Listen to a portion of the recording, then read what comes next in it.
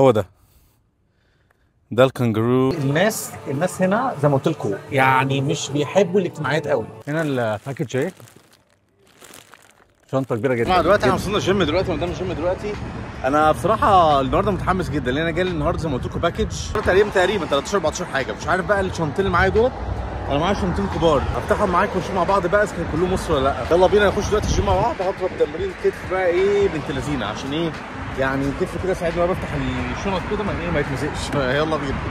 انا بكون دلوقتي كميه الكتف بتاعتي والجيم زي ما انا وريتكم دلوقتي. الجيم مش زحمه قوي لان النهارده يوم الاحد. يوم الاحد دايما بيبقى بعد يوم السبت، كل بعد يوم السبت بيبقى سهران بره وبيشرب وكده ومتدرمغين خالص، فاغلبهم بيبقوا نايمين. اللي بيروحوا الجيم دايما اغلبهم بيبقوا نايمين لغايه لحد بقى ايه 11 الساعه دلوقتي حوالي 12 ونص الصبح دلوقتي، فكل دلوقتي نايم بقى، كله بيتمرن بقى الساعه يوم الاحد مثلا ايه على 3 2 حاجات زي كده يعني.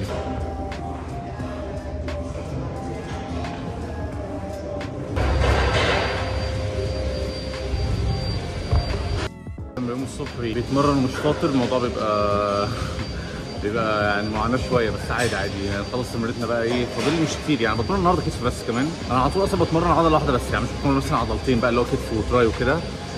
في الجيم هنا على فكره يا جماعه موضوع الناس كل واحد في حاله كده، الناس تحس انهم جايين نازلين بيت يعني مضروبين بالقلم على وشهم.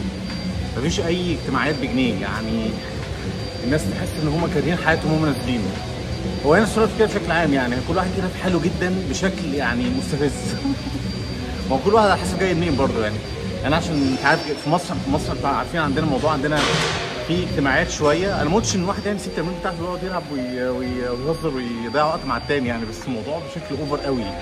كل واحد مقلدم كده وشه واخد البوكر فيس وواخد في وشه وعمال يعمل اللي هو عمال يعمله. في الموضوع ده رخم جدا يعني. او يا اما كل واحد برضه في الهيدفونز بتاعت الموضوع ده بينرفزني جدا يعني. طبعا بتبقى حريه شخصيه، بس الموضوع شخصيا يعني انا بكرهه كره العمى يعني.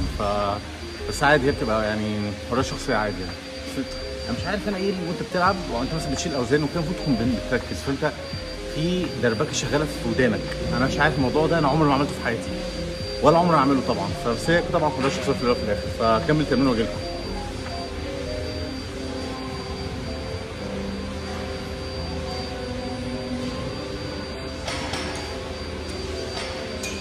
في جهاز كده خلصت في التمرين كتير.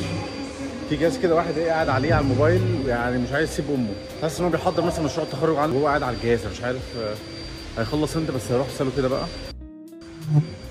Sir, are you finishing here right now?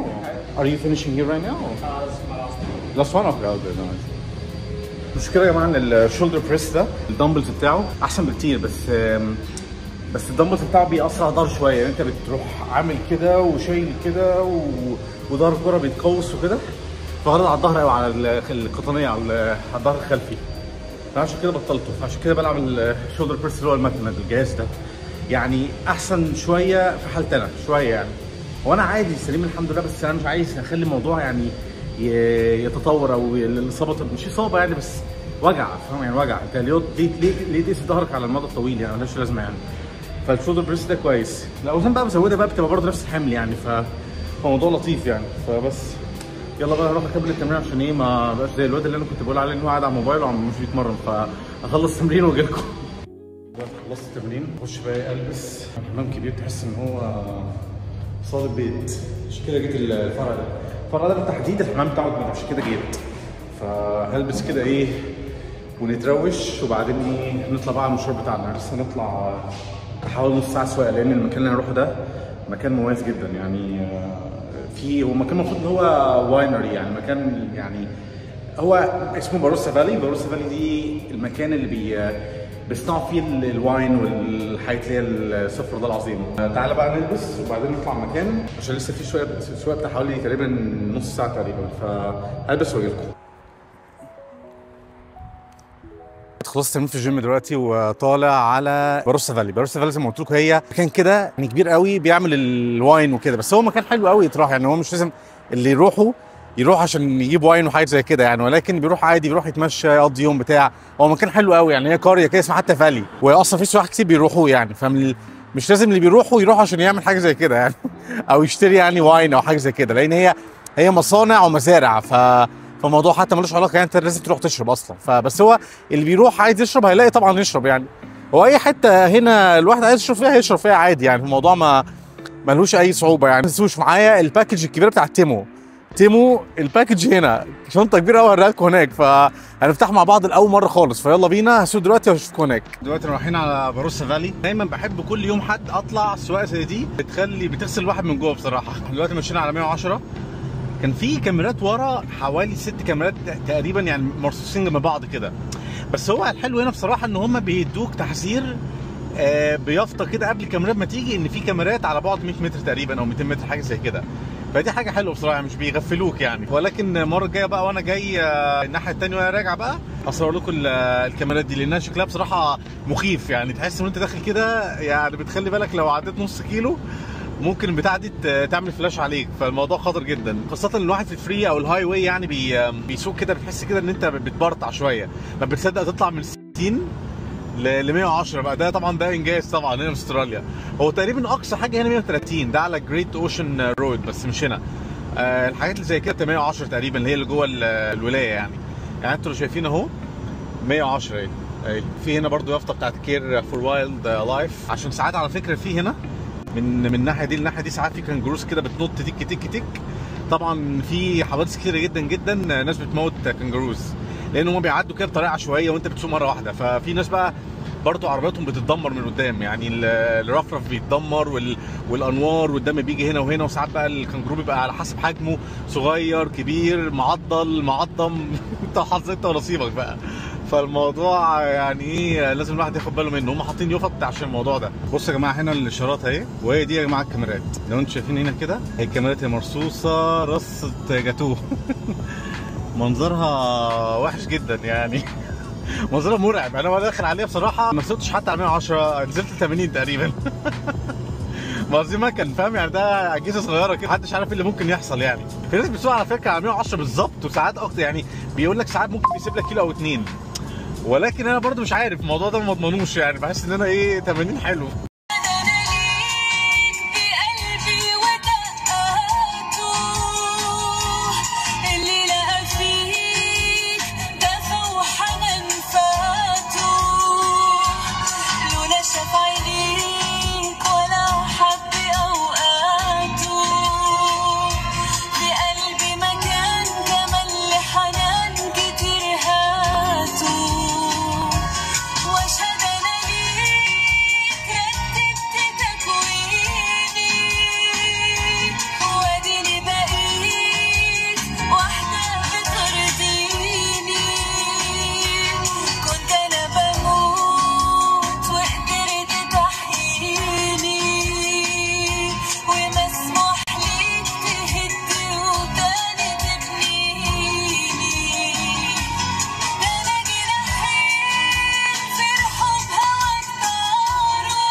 بص انا في حاجه دلوقتي مميزه جدا لقيتها بصراحه، او انا حظي حلو وانتوا حظكم حلو بصراحه الاثنين. وانا ماشي في الطريق لقيت كانجرو ميت، حد خبطه بالغصب وهو ماشي. فممكن هو ده الكانجرو اللي مات.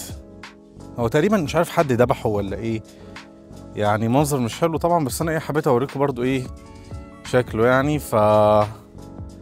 فده اللي بيحصل بقى يعني. الكانجرو بيجي بسرعه جدا من الناحيه دي لحد الناحيه دي، فطبعا الناس ما بتشوفوش يعني، بيموتوه زي ما انتم شايفين كده للاسف يعني. فبيجيبوه كده على الطريق بقى ويحطوه كده على جنب. قلت اوريكم بصراحه الموضوع ده لانه يعني مش هشوفه كتير. انا عمري ما شفته تقريبا يعني، لو ما جيت استراليا بقالي 7 سنين ما شفتش حاجه زي كده. ففرصه كويسه ان انا اوريهم. على فكره راكن العربيه على جنب ولازم اخلي بالي وانا داخل العربيه برضه، لان ايه انا جنب الطريق بالظبط. فندخل العربيه دلوقتي بقى واروح باروسا فالي. هنا يا جماعه دخلت مكان اسمه تشاتو تانوندا. دي تقريبا اكتر واينري قديمه في ادليد كلها، مبنيه 1890. وهنا طبعا تحس ان هو داخل الطريق للوالي. دخلت طبعا لقيت هنا كابل كانوا عاملين يتصوروا واخدين راحتهم، بس انا اقتحمت خصوصيتهم، خربت عليهم عيشتهم.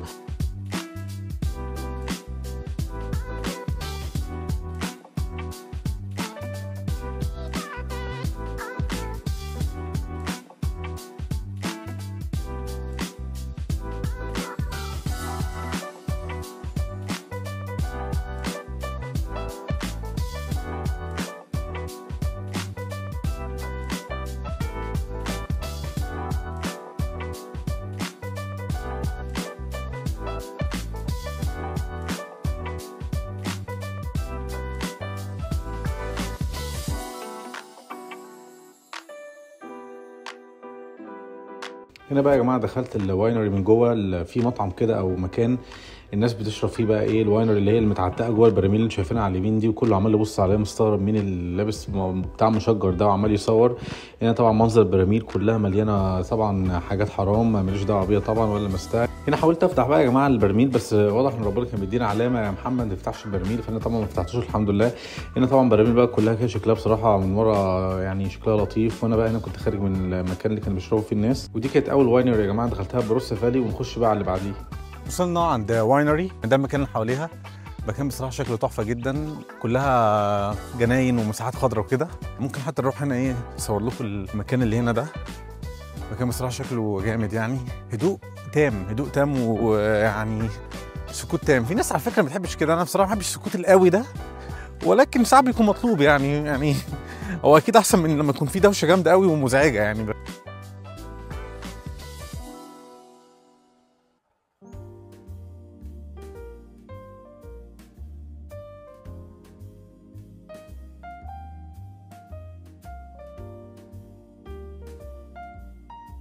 هنا يا جماعه مكتوب عندنا واحده من اقدم الواينرز في العالم. هنا بيقول ممنوع تمشي وسط الحاجات دي، لان الجزمه بتاعتك ممكن تنشر الحشرات والامراض وكده يعني للنباتات او الواينرز اللي جوه. يعني الناس بيحافظوا على الجناين بتاعتهم جامد جدا، اللي هي بتصنع الخمور والحاجات النبيت وكده يعني. ندخل بقى على المكان ذات نفسه بقى.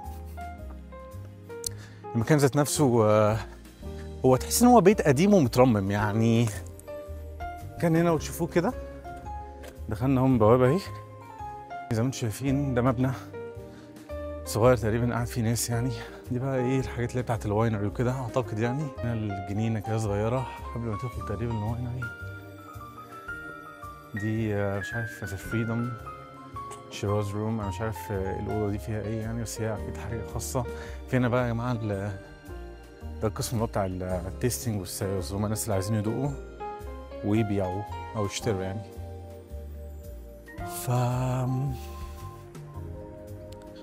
ممكن نشوف بقى جوه هنا. هل في هنا يا جماعه في يافطه هنا بتقول والناس اللي هم الوكسن يعني ويلكم، بس الناس اللي عندهم حجوزات يعني ليهم الاولويه يعني. وده اعتقد مكان الناس اللي سيلر دور تيستنج اند سيلز. اوكي، ده اعتقد المكان اللي الناس بتدخل فيها تشرب وتقعد بقى وتستمتع وكده حاجه زي كده يعني. هنا في بقى حديقه مفتوحه هنا، منظر كده جميل بصراحه يعني. وصلنا دلوقتي بقى ايه المكان اللي هنعمل فيه انبوكسنج. نطلب بس قهوه كده الاول وبعدين نشوف بقى ايه هنعمل ايه. Hi, how's it going? Can I order a coffee please? Yeah, oat latte. Yeah. Medium, yeah, please, yeah. No, كافيه لطيف والله. انا عمري ما جيت هنا يعني، انا عمري ما جيت اي كافيه هنا. انا جيت هنا بروسا فالي بس مره واحده هنا يعني. مستني بقى الكوفي بتاعتنا دلوقتي. بعد الكوفي دي بقى هنروح بقى ايه نعمل الانبوكسنج بتاع الباكج اللي انا بقول لكم عليه ده. هيبقى باكج ما يعني انا في حاجات كتير، في بتاع حوالي 13 14 حاجه انا مش عارف ايه. هنا بقى الناس هنا زي ما قلت لكم يعني مش بيحبوا الاجتماعيات قوي يعني. هم على فكره اجتماعيين ولطاف على فكره، ولكن مش احسن حاجه زي ما قلت لكم. انا سافرت حوالي زي ما قلت لكم حوالي 14 دوله، ما هو مشكله بياخدوا السبيس بتاعهم شويه. ولكن في ناس برضه اجتماعيين على فكره جدا يعني، بس يعني اجمالا مش قوي. انا ده رايي الشخصي يعني. انا شخص على فكره اجتماعي، بحب اتفاعل مع الناس واتكلم مع الناس وكده يعني. هم على فكره اجتماعيين ولطاف على فكره، ولكن مش احسن حاجه زي ما قلت لكم. انا سافرت حوالي زي ما قلت لكم حوالي 14 دوله، ما هو مشكله بياخدوا السبيس بتاعهم شويه. ولكن في ناس برضه اجتماعيين على فكره جدا يعني، بس يعني اجمالا مش قوي. انا ده رايي الشخصي يعني. انا شخص على فكره اجتماعي، بحب اتفاعل مع الناس واتكلم مع الناس وكده، ولكن ده رايي. وعلى فكره ده اغلب الاراء من الناس المهاجرين يعني، اللي هم الواجز اللي بيقولوا عليهم الواجز، اللي هو زي مثلا اليونانيين والمصريين والافارقه والهنود وكده، الناس دي يعني. بس لا بشكل عام هم قشطه يعني زي ما قلت لكم لو انت قدمت نفسك بطريقه كويسه الموضوع هيبقى لطيف عادي يعني. انا نسيت على فكره احط سويتنر في الكوفي، هروح اقول لهم بقى يحطوا سويتنر. Sorry, I just want to ask you a question, please. I ordered the latte with oat milk. Can you just put 3 sweeteners in it? 3. What kind of sweeteners have you got? Sorry. Okay. Is it big or? I mean, Can I have a look on them? Maybe two will be alright. Yeah. Thank you. Because I got like the little capsules, they're just like pretty little, like very tiny, but that one's a bit bigger, so it's all good. قلت لها تحط سويتنر 2 مش 3 لان السويتنر اللي عندي يعني نقطة، أنا يعني حرفيا مش بشوفها، ساعات بتنزل ما بشوفهاش على فكرة. هوريها لكم عندي لما أروح البيت، لكن اللي عندها ده كبير شوية، فقلت لها تحط 2 مش ناقص سكر قوي. ممكن برضه نشوف كده إيه أي حاجة كده بيكري نشوف كلها. أوكي ثانكس.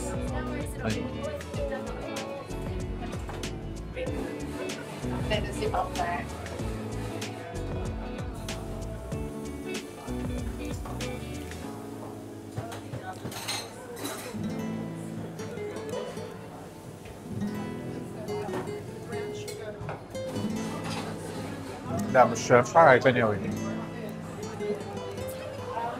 كل الحاجات اللي عندهم اعتيادية ومملة، فمش هطلب حاجة النهاردة.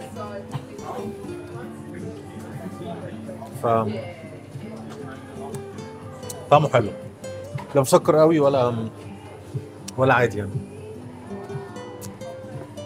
نقعد شوية كده نشرب الكوفي وبعدين نطلع كده على مكان انا شفت كده سبوتاية حلوة. نجيب الباكج بقى، هي شنطه كبيره يعني، شنطه دي كده يعني، وشنطه صغيره تانية جواها كرتونه، الكرتونه دي فيها ماكينه اعتقد، دي ماكينه طالبها حاجه معينه هوريها لكم يعني. نشرب شويه كوفي الاول، سواء الكافيه هنا شكله حلو، الفايب بتاع المكان تحفه بصراحه.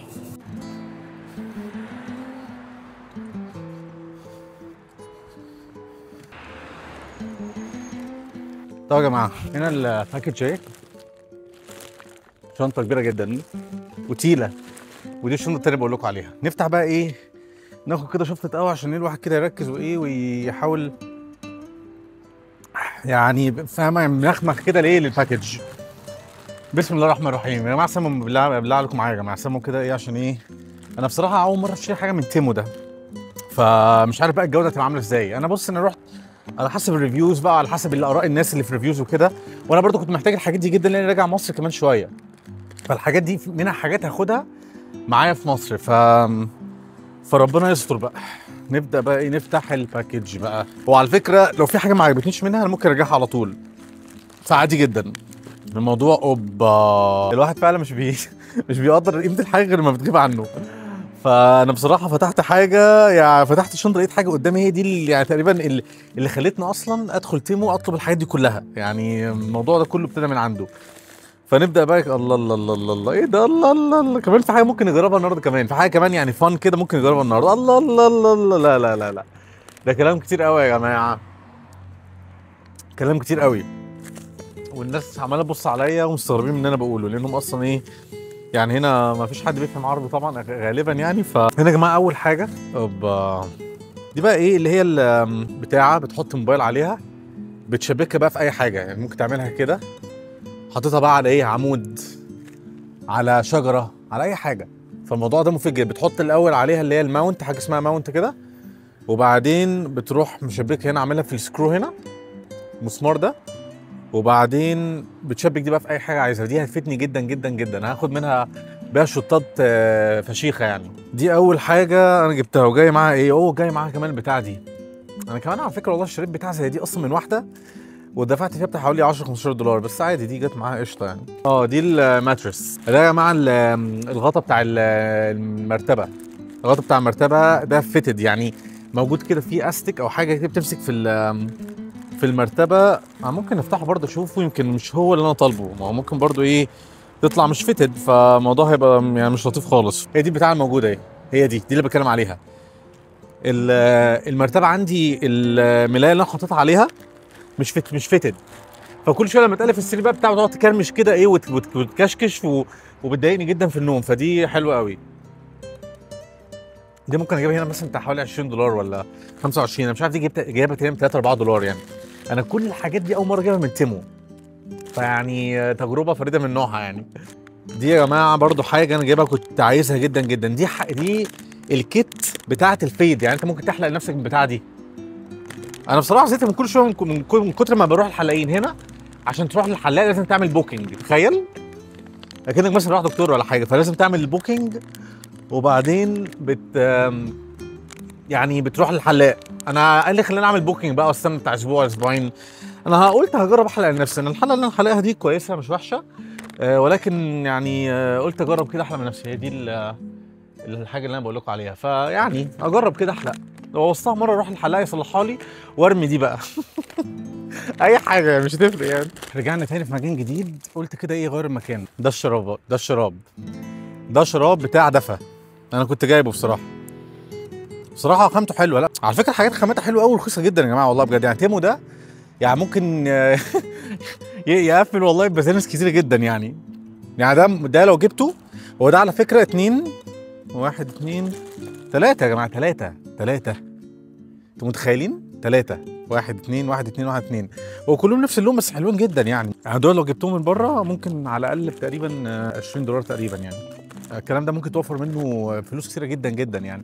دي تالت حاجه. رابع حاجه الكيت بتاعت الحلاوه قلت لكم عليها، فدي اوريدي يعني انا وريتها لكم. نشرب ايه بقى قوي عشان ايه، انا متحمس بصراحه. خامس حاجه الموبايل هولدر، كنت محتار من الصغيره ومن الكبيره لان انا ما كنتش شايفها قدامي في الحقيقه، ما كنتش فاكر ماسكها في ايدي. فده صغيره، دي صغيره بقى، حجمها صغير جدا. بص انا ماسكها اصلا بايدي ازاي، هي الحاجات في الكاميرا مش بتبان حجمها الحقيقي، فده انا ماسكها بايدي يعني. انا قبضه ايدي، انا ايدي مش يعني ايد غوريلا يعني، مش صغيره بس يعني بتاع صغيره قوي يعني. بس حاجه بقى يعني انا مش عارف دي هتنفع ولا لا يعني. دي البومرنج او مش عارف اسمها ايه، البومرنج اللي هو بتاع الفوق اللي بتعمله كده وبيرجع لك تاني. فمش عارف ده بقى هينفع ولا لا. هو ده اصلا يعني المفروض اصلا ان هو يعني ايه ده، ايه القرف ده، لا ده وحش، خامته وحشه جدا وايه ومايل كده يعني. ممكن نجربه مع بعض. لا مش نافع خالص. ممكن كده احطه كده. اوكي ده زباله بصراحه. برضو على فكره خد بالك في اطراف منها مايله شويه، فانا بحاول اظبطها يعني. دي اخر محاوله، لو نفعت ما نفعتش خلاص. علينا كده. انا اللي رميتها غلط اصلا المره دي انا اللي رميتها غلط. I don't know how does that one work. I don't know either. Not a plastic one. I would. Really? Oh, because yeah, it's a boomerang. Yeah, but I think the material is not really good at all. Yeah, no. It should be plastic, isn't it? Yeah. More. You need to go over, see the Aboriginal fine art. Oh, okay. You need to go over there when it's open. Oh, right. Have they got it right? Well, they would have. Oh, okay. Because I got it online, so I don't know really how does it, you know? I don't know the hours that they're open, but that's where you'll find a proper one. Okay, you're right. You know. And you see, the thing is, Yeah. haven't got that. Yeah, exactly. Yeah, something like to have a good grip on it, right? Yeah. They haven't. Yeah. Yeah, exactly. The grip. That's what the boomerangs are like that. Yeah, I think I should do like that, and then you just tear it off and put it in the rubbish. That's what I should do. Oh yeah, good idea. All right. Thanks for that. Thanks. يعني حتى الست قالت لي ان هو وحش. صدفه والله، صدفه جت بالصدفه ونفعتني جدا. ده بقى الصمغ اللي بقول لكم عليه. ده صمغ انا جايبه عشان يعني ايه الزق بيه حاجات كده. في تيشيرتات عندي الطبعه او اللزقه اللي فيها طلعت، فممكن بستخدمها في حاجات زي كده. حته جلده مش عارف في ايه بتنفع يعني، حاجات بتنفع يعني. انا جايب منها تقريبا 2 أو 3 حاجه زي كده يعني. دي يا جماعه عده فيها حاجه اسمها كده الرنش، انا مش عارف افتحها دلوقتي. هي صغيره ممكن ما تكونش مرضيه، مش عارف، لان انا جايبها برضو مش يعني رخيصه قوي ولا غاليه قوي برضو، بس يعني دافع فلوس برضو. هو بتاع قد ايدي يعني، مش كبير يعني، بس حلو والله، حلو ممكن ينفع. اوكي في بتاعه كده بتحكم فيها، دي لما بتكون هنا بتمشي الاتجاه ده بس، لو عملت كده مش هتمشي، ودي لما تعملها كده بتمشي العكس، لكن لو عملتها العكس مش هتمشي. فده المفك ده يعني مفيد جدا جدا جدا جدا جدا جدا جدا. هنا يا جماعه في استراليا كل حاجه لازم تعملها بنفسك. في ناس ما بتعملش حاجه عند النقاشين والميكانيكيه والمبلط والكلام ده كله، وكله هنا بيعمل كل حاجه بنفسه يعني. جايب حاجه زي كده برضو عشان اعمل انا كل حاجه بنفسي. هي دي برضو مش يعني مش حاجه اللي هي تجيب حد عشانها، ولكن دي البدايات، ده الاساسيات يعني. فحلو ينفع يعني. في بقى ايه الحاجه مش فاكر الثامنه ولا التاسعه، ده المنفاخ الالكتروني اللي بتنفخ بيه العجل والكور وحاجات زي كده يعني، فممكن نفتحه مع بعض برضو. حاجات الاجهزه بقى اللي فيها بطاريه وكده انا مش ضامن يكون حلو ولا لا، مش عارف، لان ده جهاز وبطاريه بقى وكواليتي، لازم جوده المنتج بتفرق جدا في الموضوع ده. قلت يعني ايه اجرب كده اجيب لوكشه كده مره واحده من ايه، من تيمو. فده شكله تقريبا مش هعرف اشغله هنا يعني، ف ممكن اشغله بعد كده. في جاي برضو حاجه كده LED ستاري بروجيكشن لايت، دي ممكن بقى اجربها في لازم اجربها في البيت، لان دي اصلا حاجه للبيت. كوره كده بتطلع الوان كده حلوه يعني وانت قاعد في الاوضه، هي دي الشكل بتاعها. انا قلت اجربها، انا عمري ما جبت حاجه زي كده في حياتي يعني، فقلت اجربها. هنا بقى ايه، في ناس بقى ممكن تضايق من الموضوع ده. علامات الزمالك يا جماعه، الزمالك يا جماعه، الزمالك. الميكروفون كنت عايز اقطع عليه عشان بس ايه من كتر الحماس ما اتكسرش. دي انا احطها على فكره في العربيه.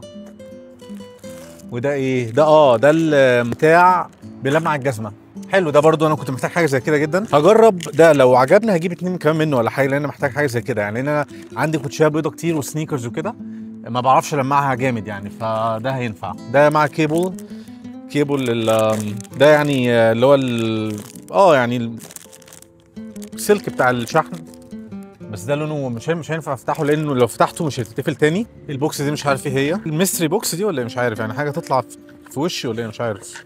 دي بقى انا يعني محتاجه جدا بجد. في كده اوكر بتاعت باب بتبقى مدوره، دي مفيده جدا، بتروح حاطط الاوكر كده جواها، هي مدوره اهي، بتروح حاططها جواها وتروح قافل المفتاح كده. انا ساعات بسيب البيت برضو في السفريات وكده، فحاجه زي كده تبقى مفيده جدا يعني. احنا كده فتحنا حاجات كتير قوي يعني. ايه البوكس دي بس نشوف كده. دي يا جماعه حاجه بتاعت قهوه، تحط فيها ايه البتاع اللي اللي بتعمل فيها ستامبنج للقهوه، واعتقد دي البتاع اللي هي اللي بتحط فيها القهوه، دي البتاع بتحط فيها القهوه اللي بتحطها بتحط فيها القهوه، بتنزل فيها القهوه وهي مطحونه.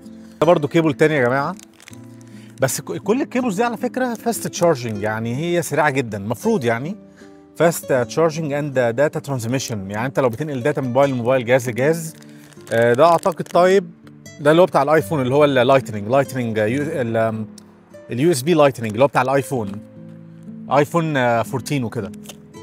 فده برضه هيبقى حلو جدا. في حاجه ثانيه، وده مهم قوي قوي قوي، ده التشارجر هيد. دي 55 واط. 55 واط دي سريعه جدا، انا عشان كده جايبها، لان دي برضه جبتها هنا هجيبها مثلا ب 40 دولار 50 دولار، دي جايبها تقريبا مش عارف 4 دولار حاجه زي كده، 5 6 حاجه زي كده يعني. الشنطه فضيت خالص. في بقى البوكس ده بقى فيه حاجه انا مش عارف ايه هي. ده اتبعت باكج لوحده عشان من يعني هتلاقيه من مكان تاني ولا حاجه، عشان كده بعت باكج لوحده. انا نسيت اصلا انا جايب ايه والله.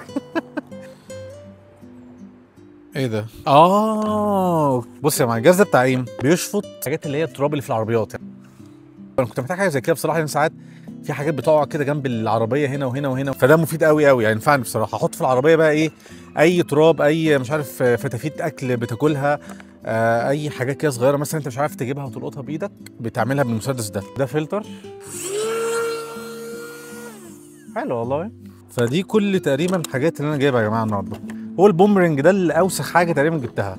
في هنا حاجه حلوه في استراليا قوي، انا جبت دلوقتي حاجات ب 2 3 دولار، فانا لو مش عجباني اعرضها على ماركت بليس، لو جايبها ب 2 3 دولار ممكن ابيعها ب 15 دولار، حتى لو قعدت شهرين هتتباع، لان اكيد في واحد معين بحاجه معينه هيكون عنده نيد معين ليها، اكيد هيشتريها. فانا مش عارف بقى، في حاجات تانية تقريبا انا طالبها ما جاتش لسه، فهشوف الدنيا عامله ازاي يعني. الانبوكسنج بسرعه كان موفر. هاي هاوز ات جوينج؟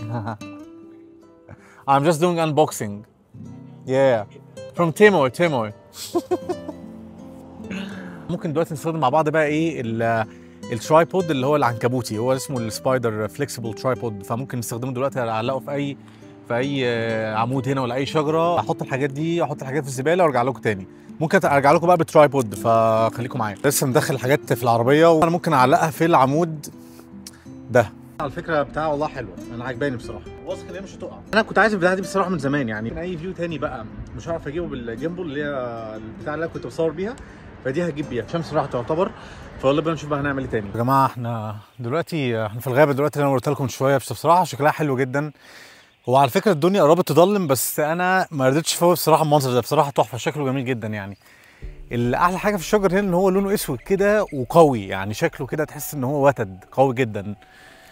مكان خرافي خرافي خرافي. انا نفسي بصراحه ابني بيت هنا اقعد بس انا اعتقد المكان ده بالليل مرعب، فيعني انا لازم انجز عشان ايه، عشان يعني احافظ على سلامتي، ما اقعدش بقى ادخل بقى في المغامرات بقى والحاجات اللي هي بتظهر في افلام الرعب، في افلام الاجنبي اللي هي الرعب دي.